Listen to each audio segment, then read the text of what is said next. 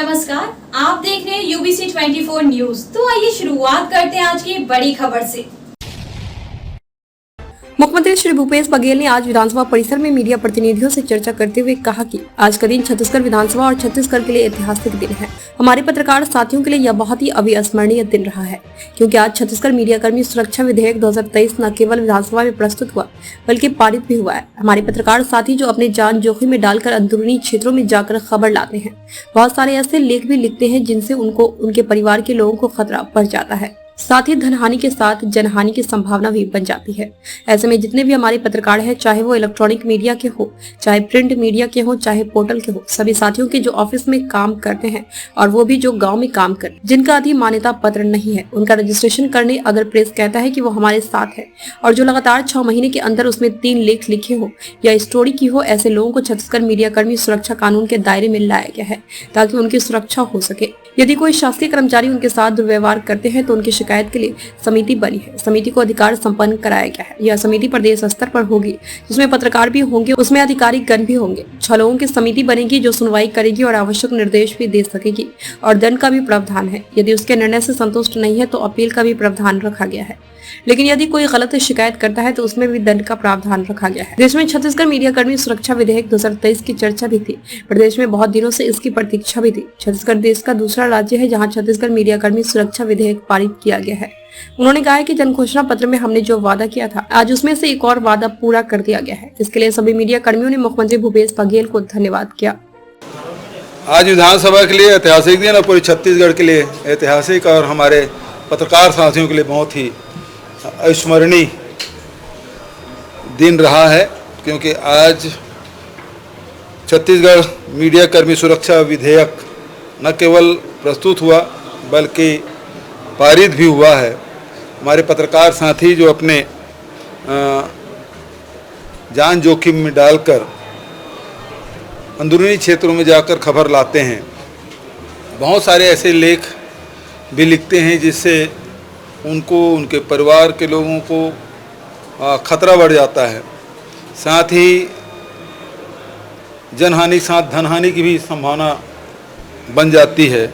ऐसे में जितने भी हमारे पत्रकार हैं, चाहे वो इलेक्ट्रॉनिक मीडिया को हो, चाहे प्रिंट मीडिया को हो, चाहे पोर्टल के हों, सभी साथियों के जो ऑफिस में जो काम करते हैं वो भी और जो गांव में काम करते हैं उनके लिए भी न केवल अधिमान्यता पत्र जारी करने का बल्कि उसे रजिस्ट्रेशन कराने की, जिसको अधिमान्यता पत्र नहीं है, और कोई प्रेस यदि कहता है कि ये हमारे साथ में है और जो लगातार उसमें 6 महीने के अंदर में 3 लेख लिखे हों या स्टोरी की हों, ऐसे लोग हैं जिसको इस सुरक्षा मीडिया कर्मी सुरक्षा कानून के दायरे में लाया गया है ताकि पत्रकारों के सुरक्षा हो सके।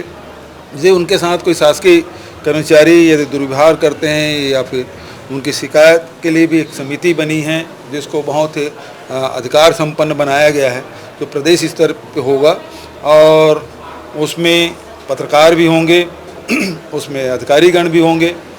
तो वो सब मिल के 6 लोगों की समिति बनेगी जिसके माध्यम से उसे सुनवाई की जा सकेगी और आवश्यक निर्देश भी दे सकेंगे और दंड भी का प्रावधान है।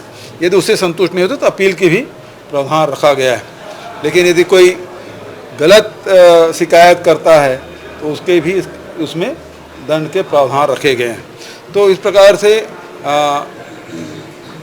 देश में इसकी चर्चा भी थी, प्रदेश में इसकी बहुत दिनों से प्रतीक्षा थी।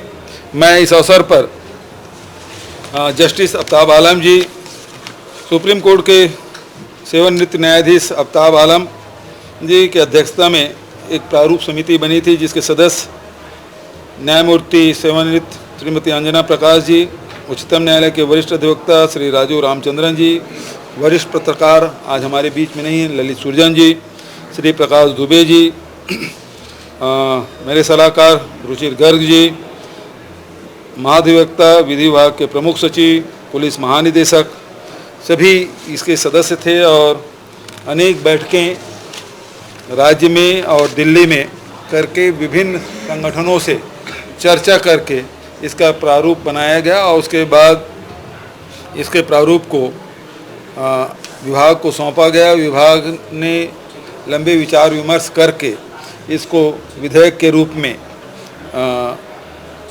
विधेयक के रूप दिया गया और इसे राज्यपाल से अनुमति लेकर विधानसभा में प्रस्तुत किया गया और आज वो पारित हुआ है। लेकिन दुर्भाग्य ये है कि विपक्ष इसके लिए सहमति तो दिए लेकिन इसमें चर्चा में भाग नहीं लिए।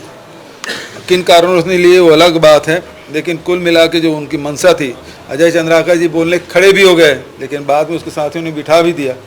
तो ये बहुत दुर्भाग्यजनक है कि ऐसे विधेयक जो मूल विधेयक है और पहली बार छत्तीसगढ़ की विधानसभा में प्रस्तुत हुआ है तो विपक्षी साथियों को भी इसमें अपनी राय रखनी थी, जो नहीं हुआ। ये बेहद दुर्भाग्यजनक है। हालांकि सर्वोन्नति से इस विधेयक को पारित किया गया। खबरों में हफ्ते के लिए बस इतना ही। आगे मिलते हैं फिर ऐसी बड़ी खबर के साथ। तब तक के लिए नमस्कार और देखते रहिए UBC 24 न्यूज।